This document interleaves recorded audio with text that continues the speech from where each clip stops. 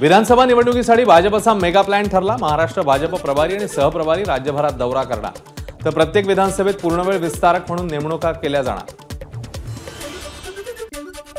लोकसभा निवडणुकीत एनडीएच्या प्रत्येक कार्यकर्त्याकडून प्रचंड मेहनत, मोदींच्या यशात कार्यकर्त्यांचा मोठा वाटा।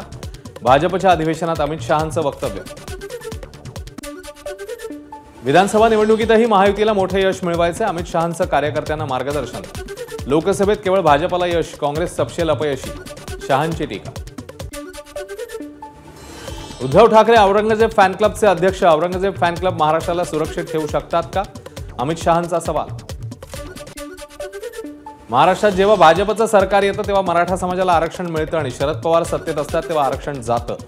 भाजपच्या महाअधिवेशनात अमित शहांची टीका।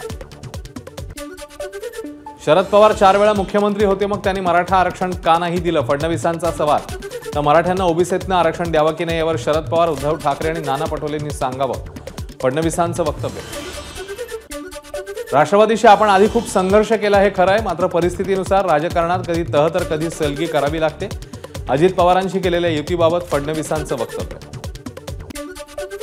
पुण्यामध्ये भाजपचं महाअधिवेशन, पुढचं सरकार महायुतीचंच असेल, देवेंद्र फडणवीसांनी व्यक्त केला विश्वास। खोट्या नरेटिव्ह विरोधात लढण्यात कमी पडलो, आता फेक नरेटिव्हला खऱ्या नरेटिव्हने हाणून पाडणार, फडणवीसांचा इशारा। शिवरायांना मानणारा प्रत्येक व्यक्ती हिंदू आहे असं आम्ही मानतो, मात्र हल्ली हिंदूंना दहशतवादी म्हटलं जातं। विशाळगडावर शिवप्रेमींना दहशतवादी म्हणण्यात आलं, देवेंद्र फडणवीसांचं वक्तव्य। शेतकऱ्यांना वीज मोफत म्हणजे मोफतच, नंतर कुणालाही बिलं पाठवणार नाही, विरोधकांच्या खोट्या आरोपांना बळी पडू नका, देवेंद्र फडणवीसांचं आवाहन। लाडकी बहीण योजना फसवण्यासाठी विरोधकांकडून प्रयत्न सुरू, योजनेसाठी अर्ज भरून घ्यायचे आणि सरकारपर्यंत द्यायचे नाहीत, ही सरकारची रणनीती, देवेंद्र फडणवीसांचा आरोप।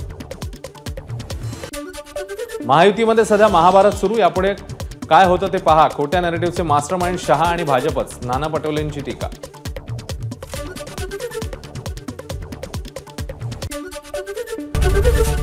एबीपी माझा, उघडा डोळे बघा नीट।